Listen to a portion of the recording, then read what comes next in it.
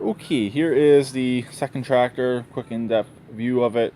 Really nothing special, it's just a old Craftsman II 36 5-speed.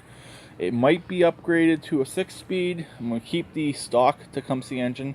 Yes, this actually has the original Tecumseh engine, I'll show it in a second. I'm pretty sure it's an overhead valve. I've had these in the past, they've never really lasted in the past. Normally they blow up, but this I believe has all original Tecumseh overhead valve engine in it.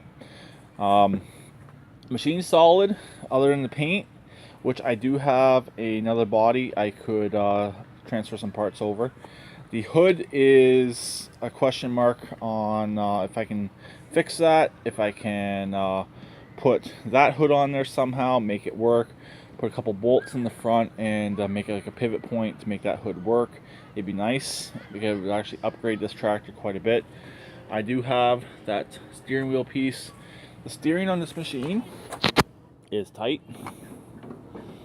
For our first gen steering, that's nothing compared to what the first off the truck was, and this machine right here, which I'll show in a second, how loose the steering is on both of these machines. That's nothing. So I have ran this machine, but I have not driven this machine. But it was cutting grass up till yesterday, so there's really no question that it does cut. And also you can see all the grass on it, you can see the grass on the tires. So truthfully, this machine was definitely cutting grass yesterday. So the battery's currently dead. I've been trying to get it to take a charge, and according to that, it is charged, but I'll look into that in a minute. The guy said his kid left the key on and it drained the battery, but like I said, I have not yet got it to run off that battery. I've just been boosting it. But other than that, this machine is complete. It's got a little bit of a hinky wiring setup. He put one of these switches in here to shut it off. He said he's just choking it, so I'll definitely have to put a kill switch in there or change around the wiring harness. Is that really to sell it? You can leave it like that, but to choke it out is really not an option. The tractor he got, you got to shut it off, then the carb solenoid shut off the engine, which isn't too bad. So other than that, that's really the only issues. There's a couple of wiring issues in the body, which I can quite easily resolve.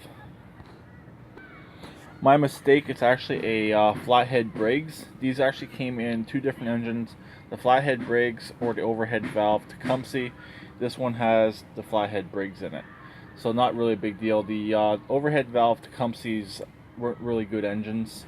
So this has the 11 horse Briggs in it, which are actually pretty decent engines. These engines will run and run and run, and as long as they have oil, these engines are hard to kill. Let's just quickly check the oil. It's dirty, but really easy engine to change the oil on. Just drain it, and they normally take about a jug, I guess, a liter of oil. So I'm kind of happy it's not the overhead valve, because those engines are prone to blowing up. Don't know where the muffler is. Let's go around to the carburetor side in a second and see how the muffler setup is. Okay, it just has the standard muffler below the carburetor with the heat shield. Like, since I said this one does run and drive, and it was recently being used, I'm probably not going to touch anything on this engine. I'm not even going to take the carburetor apart. It does have the plug in the back of the carburetor. These Welsh plugs commonly pop out. Since it has it, I might just pop the bowl off, check the inside of the bowl. Even at that, I might not even do that. Just pressure wash this machine. The frame appears to be all good right here. On the other machine, on the parts machine, this is where the frame is cracking, but this machine appears to be okay. I haven't checked the other side yet, but this machine appears to be in relatively good condition. He was saying he didn't even get it with the side panel. Normally these side panels are the first things to get lost, because people do work on the carburetor and they forget to put it back on. Don't worry about putting it back on. It's really, you only need the one side to hold the hood on anyways, and they don't worry about it. I might change these fuel lines. They're a little soft, they're not too hard, but we'll see about that. Came with about a quarter tank of gas. The Massey is pretty much empty, but other than that, it's not a horrible looking machine. It will hopefully fetch about between 200 and 300.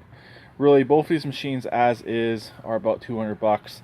I had the Craftsman posted for 400, so I think I made out pretty good considering what I paid for the Craftsman, and it needed a deck belt anyways. So that's pretty much it on this. I'll talk to them later. Please keep redneck like always, and please comment. And no, I did not forget, here is the amount of play on this steering wheel here on the parts tractor. Also, it will do that. It does somewhat steer, but this tractor's in pretty poor condition. And here's the amount of play that the truck had. And yes, I was actually driving it with almost a little over a quarter turn of play in the steering wheel. I was still driving this machine. So, parts tractor, both the same color for the Craftsman II. Bye for now.